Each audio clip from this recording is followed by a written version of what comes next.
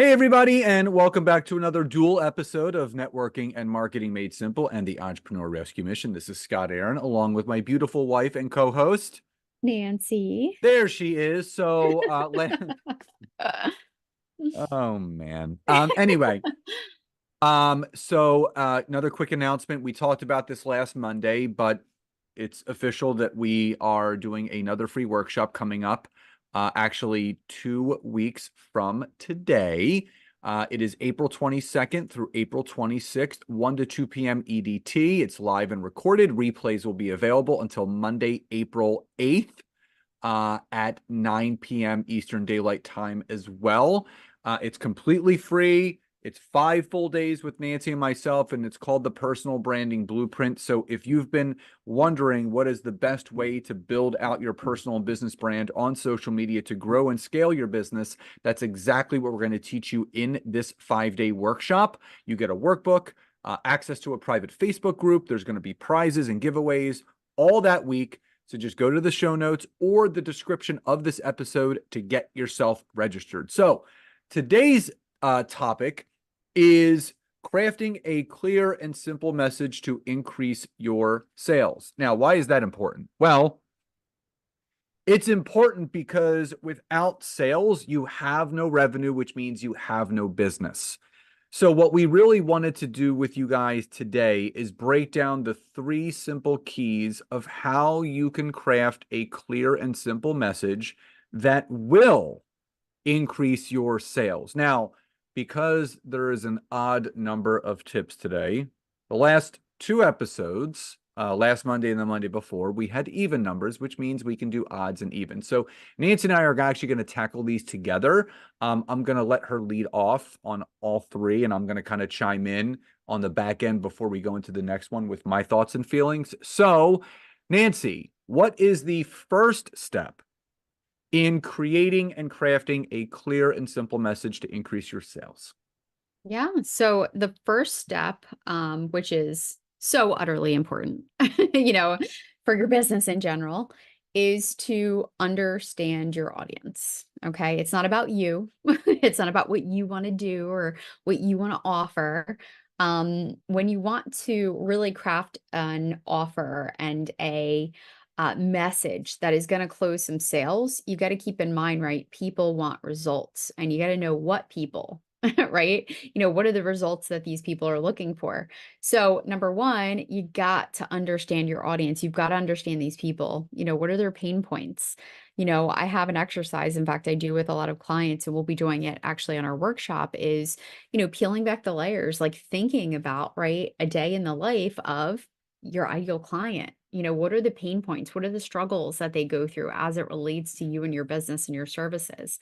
So, really understanding your audience, right, at that whole perspective, what do they like? Uh, you know, when you understand your people so much more, you're able to do so much. You're able to customize your messages, your content, everything that you're putting out there so that it resonates with them more. And then obviously makes them more inclined to know, like, and trust you, and obviously buy from you. So, step number one is understand your audience. Scott, anything you want to touch on there? Well, I think understanding your audience is completely key because it leads to everything else. When you understand your audience, and Nancy and I always talk about KPIs, key performance indicators. So, the people that are opting into your email service provider, the people that are going through your email sequences. Nancy and I always look back, and me specifically, on the insights from my LinkedIn content. So I always kind of like look to see what my audience is engaging with, but also the core demographic of my audience. So what job title do they have? What industry are they a part of? What title do they have within that industry? Are they business owners? Are they CFOs, CEOs? Are they vice presidents? So when you can understand your audience, you can better understand how to market with and to them. So Seth Godin talks about this, that you gotta market with your audience. You can't market to them. So you want to use that passenger side perspective theory of understanding. When you can understand your audience, obviously you can understand their pain points, the things that they're struggling with, which means you can then create more clear and simple messages to obviously better engage with them. So number two, and I'm going to turn this to Nancy, but I'm going to kind of give her the lead in, is keeping it simple. So Nancy, we talk about what KISS, right? Keep it Mhm. stupid simple. Keep it So simple. Keep it simple. Stupid. keep it simple, stupid. You don't want to keep it stupid I mean, it simple. sounds so No, mean though. I think it's keep it keep it simple. simple, stupid, meaning keep it simple, stupid. Like Yeah. not like you're Oh, not stupid, like just you. You're keep it simple, stupid. yeah. Yeah. So, Nancy, why is it so important to keep it simple when you are looking to increase your sales, when you're looking to craft your message? Oh my goodness. I think it's so incredibly important to keep it simple because so many of us overcomplicate things. And when people ask how they can work with us, we go in this roundabout way of trying to like explain, well, we blah, blah, blah. And then at the end of it, people are still like, so what? you know? And the thing is, and I love it, Donald Miller, who's the author of Marketing Made Simple, lots of other books we absolutely love. He says, don't make your clients or your potential clients burn calories trying to figure out how to work with you. All right. Make it so simple. In fact, one time I heard it put, make it so simple that like a sixth grader or a fifth grader could understand. Right. It should be that easy. So I've got a little bit of a formula, right? That you can think through, right? As you're really clarifying and making your message simple. Step number one is identify the problem. Okay. So clearly state the problem that your product or service solves. Keep it relatable, easy to understand. Okay. And I'm going to give you an example in just a minute. So start there. Okay. So clearly state the problem that you're going to solve. The solution, right? That's step two, is explain how your product or service solves the problem. Okay. Highlight key features or unique things that make you different, right? Keep it nice and simple. And then the third part is the benefits. Okay. So explain the benefits that your customer and your clients will experience. Will they save time? Will they save money? Will it improve their life? Paint a clear picture of the positive results. Right. And so when we structure it that way, we use that formula, right? Problem, solution, and benefits. It creates this nice little simple message that really helps us be clear and speak to our clients like, immediately where they're going, "Ooh, okay. All right, I'm listening. I want to learn more." So an example, right? So it could be, for example, a landscaping business. They might have a simple message like, we turn boring yards into amazing outdoor spaces. Spend more time relaxing and less time doing yard work. Okay, so that sounds fantastic, right? Definitely something that, we obviously invest in. But, keeping it simple and again, very beneficial. And that's all I have for number two. Anything else you want to elaborate on there, Scott? Well, I just go back to the fact that something that Nancy and I talk about, not just in the personal branding blueprint workshop, but in our mastermind, is that everything that you do and how you explain your business, from your messaging to your content to your email marketing to the way that you even, when someone asks you, what do you do? It should be so easy that a 7-year-old understands.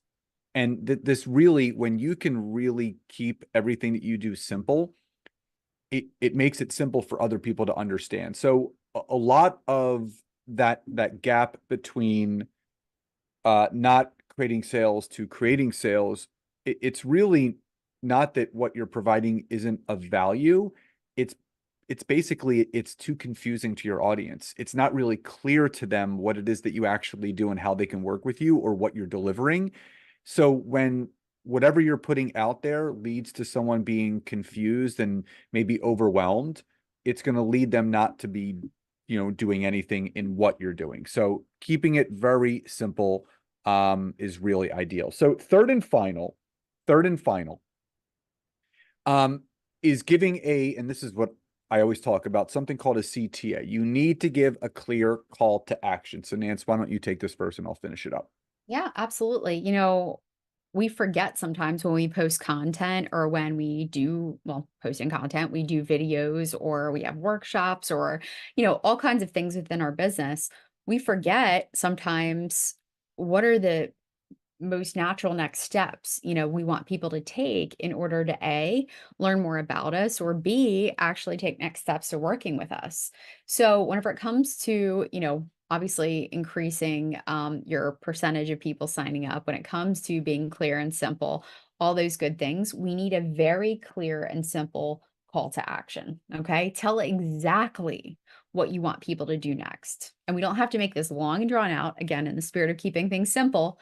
A clear call to action, right? Maybe if someone watches a really awesome video, you can end it with, book your free consultation now. Link is in the, description. It could be subscribe to my newsletter for weekly updates and tips. It could be visit my website, to learn more about the different services that we offer.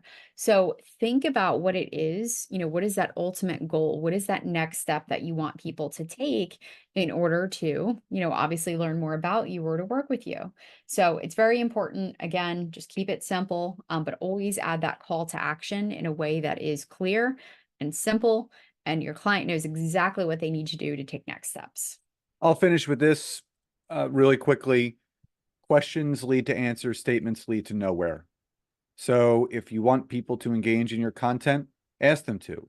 If you want people to reply back to something to see if they're interested in something, ask them to. The last thing that someone should see is a question mark, because when they see a question mark, it's going to prompt a response. So you have to ASK to GET. You have to ask and order it again. So always have a clear call to action as to what you want that person to do, whether it's to connect with you on social, or to email you, or to message you, or to go to a certain page, link, or anything of that nature. So again, remember, we'll be teaching all this and more in our upcoming 5-day free workshop, the Personal Branding Blueprint, April 22nd to April 26th, live and recorded 1 to 2 p.m. EDT.